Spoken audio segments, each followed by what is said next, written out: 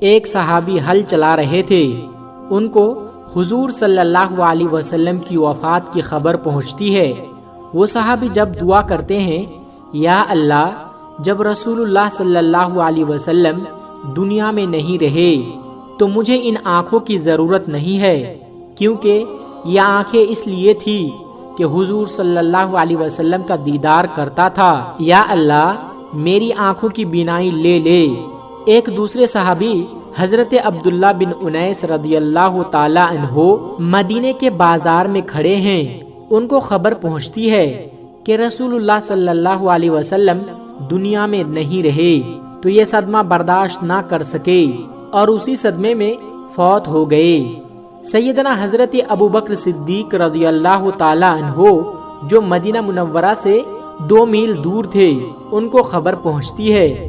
حضرت ابوبکر صدیق رضی اللہ تعالی عنہ جلدی جلدی تشریف لے آتے ہیں، رسول اللہ صلی اللہ علیہ وسلم کے گھر میں آتے ہیں، کیونکہ جو رسول اللہ صلی اللہ علیہ وسلم کا جو گھر تھا وہ ان کی بیٹی کا گھر تھا۔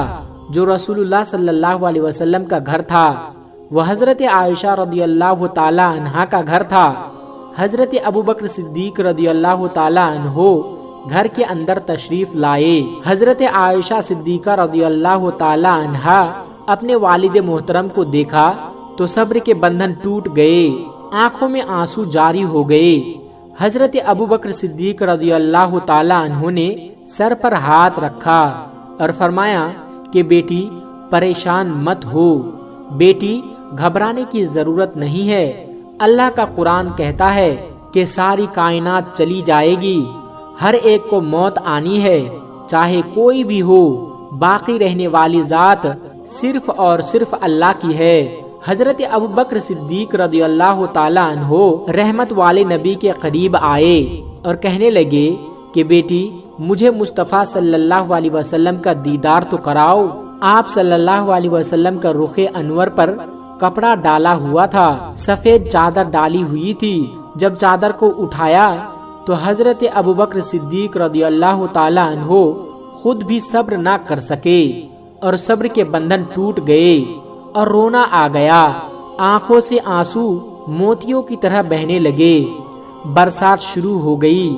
حضرت عائشہ صدیقہ رضی اللہ تعالی عنہا فرماتی ہے کہ ابا جان، آپ تو مجھے صبر کی تلقین کر رہے تھے، آپ بھی صبر کریں۔ پھر حضرت ابوبکر صدیق رضی اللہ تعالی عنہ نے رسول اللہ صلی اللہ علیہ وسلم کی پیشانی کا بوسہ لیا اور حضرت عمر فاروق رضی اللہ تعالی عنہ مسجد نبوی میں بیٹھے ہوئے تھے۔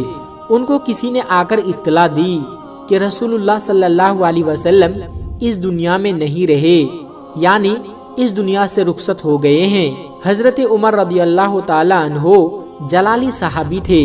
حضرت عمر رضی اللہ تعالی عنہ نے تلوار ہاتھ میں اٹھائی اور تلوار لے کر کھڑے ہو گئے اور کہنے لگے کہ اے لوگو سن لو، آج جو آ کر میرے سامنے یہ بات بیان کرے گا کہ حضرت محمد صلی اللہ علیہ وسلم وفات پا گئے ہیں تو میں اس کی گردن اڑا دوں گا، میں اس کو قتل کر دوں گا۔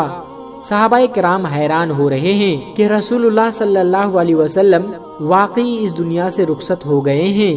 حضرت عثمان غنی رضی اللہ تعالی عنہ ایک جگہ بیٹھے ہوئے تھے، وہ ایک دم سے دیوار کی طرف جا لگے، کوئی آ رہا ہے، کوئی جا رہا ہے، کوئی آ کر ان سے بات کر رہا ہے۔ حضرت عثمان غنی رضی اللہ تعالی عنہ افسوس کے اندر اتنے مدہوش ہو چکے ہیں کہ آنے والے میں سے ان کو کسی کی خبر نہیں۔ کسی نے سلام کیا، کسی نے کوئی بات کی، لیکن جواب ہی نہیں دے رہے تھے۔ آپ صلی اللہ علیہ وسلم کی وفات پر حضرت علی شیر خدا کو جب خبر پہنچتی ہے تو حضرت علی رضی اللہ تعالی عنہ تشریف لے آتے ہیں اور حضرت علی رضی اللہ تعالی عنہ آ کر کھڑے ہو گئے اور رخ انور سے کپڑا ہٹایا اور عجیب الفاظ کہے۔ حضرت علی رضی اللہ تعالی عنہ کے بارے میں تاریخ بتاتی ہے کہ حضرت علی رضی اللہ تعالی عنہ نے فرمایا کہ یا رسول اللہ، آپ نے اگر مجھے رونے سے منع نہ کیا ہوتا تو آج میں اتنا روتا کہ میں اپنی آنسوؤں کے ساتھ آپ کو غسل دیتا۔ سیدنا صدیق اکبر رضی اللہ تعالی عنہ فوراً مسجد میں تشریف لائے اور جب دیکھا کہ صحابہ بے اختیار رو رہے ہیں، صحابہ کی بہت ہی عجیب و غریب کیفیت ہو گئی ہے، تو مسجد نبوی میں تشریف لا کر سارے صحابہ کو جمع کیا اور جمع کرنے کے بعد خطبہ دیا۔ خطبہ تو بہت لمبا ہے، لیکن کچھ الفاظ آپ کو بتا دیتا ہوں۔ حضرت ابوبکر صدیق رضی اللہ تعالی عنہ نے فرمایا کہ اے صحابہ کی جماعت سنو۔ حضرت ابوبکر صدیق رضی اللہ تعالی عنہ نے فرمایا کہ اے عمر ہوش کرو، کیا کہہ رہے ہو؟ آج میرے الفاظ سنو۔ جو آدمی محمد عربی صلی اللہ علیہ وسلم کی عبادت کرتے ہیں تو محمد عربی صلی اللہ علیہ وسلم دنیا سے رخصت ہو چکے ہیں، لیکن جو شخص اللہ تبارک و تعالیٰ کی عبادت کرتا ہے وہ خدا آج بھی زندہ ہے، خدا ہمیشہ کے لیے زندہ رہے گا۔ اگر تم محمد کی عبادت کرتے تھے تو محمد نبی صلی اللہ علیہ وسلم دنیا سے رخصت ہو گئے ہیں۔ صدیق اکبر نے فرمایا کہ یہ میں نہیں کہتا بلکہ یہ اللہ کا قرآن کہتا ہے۔ پھر قرآن کی آیت تلاوت کر کے سنائی۔ حضرت عمر رضی اللہ تعالی عنہ فوراً اٹھے اور صدیق اکبر کی پیشانی کو چوما اور فرمایا کہ وہ صدیق، آپ نے تو میرے بہت سارے شکوک و شبہات دور کر دیے، اور کھڑے ہو کر کہا کہ اے لوگو، واقعی محمد عربی صلی اللہ علیہ وسلم دنیا سے رخصت ہو چکے ہیں۔ جو عمر چند گھڑی پہلے کہہ رہے تھے جو میرے سامنے رسول اللہ صلی اللہ علیہ وسلم کی وفات کو بیان کرے گا میں اس کی گردن اڑا دوں گا۔ صدیق اکبر رضی اللہ تعالی عنہ نے سمجھایا تو بات سمجھ میں آ گئی۔ حضور اکرم صلی اللہ علیہ وسلم کے بارے میں یہ صحابہ مشورہ کر رہے ہیں۔ مشورہ کس چیز کا؟ کہ اب پیغمبر حضرت محمد صلی اللہ علیہ وسلم کی تدفین کا سوچا جائے۔ پیغمبر حضرت محمد صلی اللہ علیہ وسلم کی زمین کے کس حصے میں قبر اطہر کو بنائی جائے یا مسجد نبوی کے کسی کونے میں بنائی جائے۔ سارے صحابہ پریشان تھے اور اپنی اپنی رائے بھی دے رہے ہیں، لیکن صدیق اکبر خاموش ہیں۔ سیدنا صدیق اکبر کھڑے ہوئے اور گھر تشریف لے گئے اور اپنی بیٹی حضرت عائشہ صدیقہ رضی اللہ تعالی عنہا سے سوال کیا کہ بیٹی عائشہ، تم نے رسول اللہ صلی اللہ علیہ وسلم کی زندگی میں کبھی اس بارے میں تم نے کچھ سنا تھا؟ سارے صحابہ پریشان ہے کہ پیغمبر صلی اللہ علیہ وسلم کی قبر کہاں بنائی جائے۔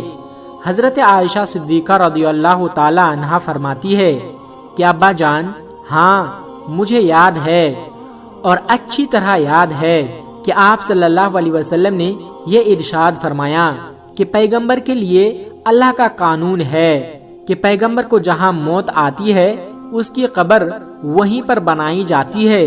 حضرت عائشہ صدیقہ رضی اللہ تعالی عنہا نے یہ مسئلہ حل کر دیا۔ صدیق اکبر فرماتے ہیں کہ سنا تو میں نے بھی تھا حضرت محمد صلی اللہ علیہ وسلم سے، لیکن میں نے سوچا کہ تصدیق کر لوں۔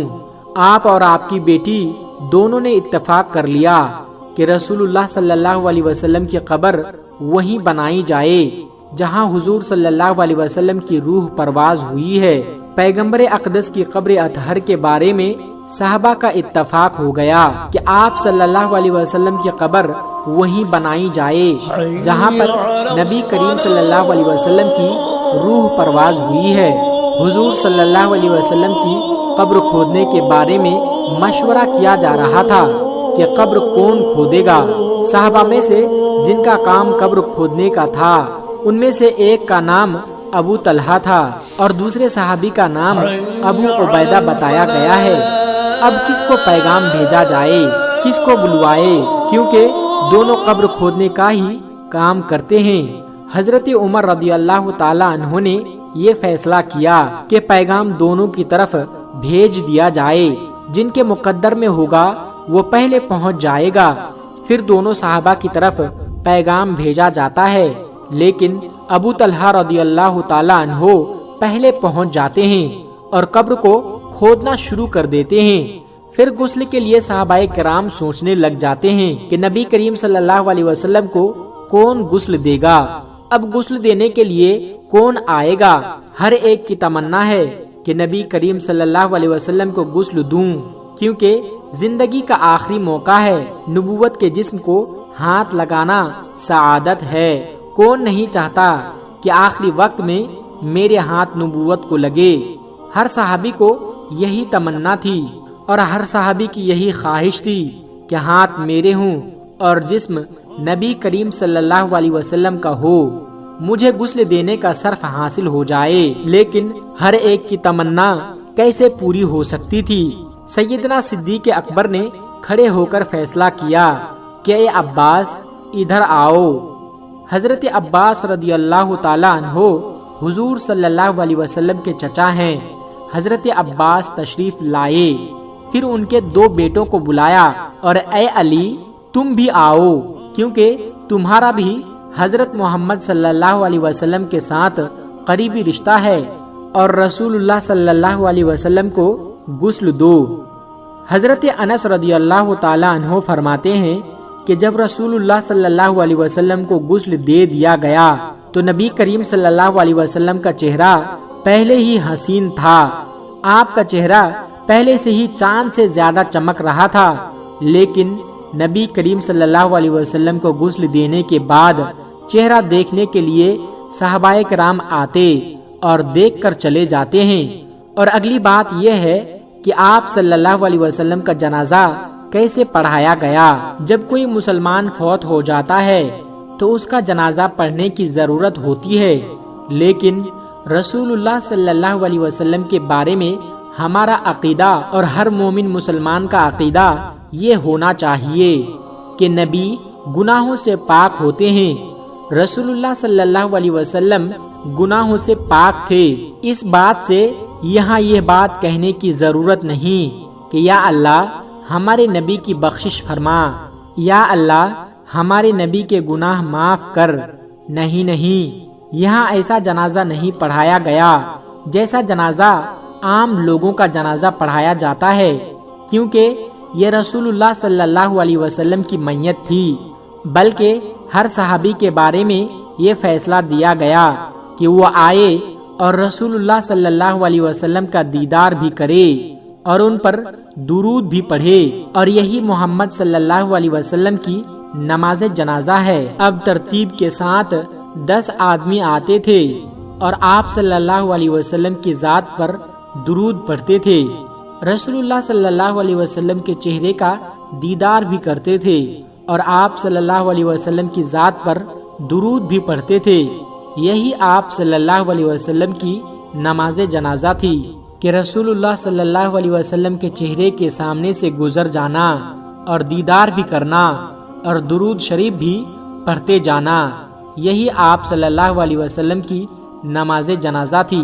اس کے بعد آپ صلی اللہ علیہ وسلم کو حضرت عائشہ رضی اللہ تعالی عنہا کے حجرے میں ہی آپ کو دفن کر دیا گیا۔ میرے پیارے دوستو، آج کی ویڈیو میں بس اتنا ہی۔ اگر آپ کو یہ ویڈیو ذرا بھی اچھی لگی ہو تو اس ویڈیو کو ایک لائک کر کے ہمارے چینل سبسکرائب ضرور کر لیجئے گا، تاکہ ایسے ہی اسلامی اور معلوماتی ویڈیو آپ کو روزانہ کی بنیاد پر ملتی رہے۔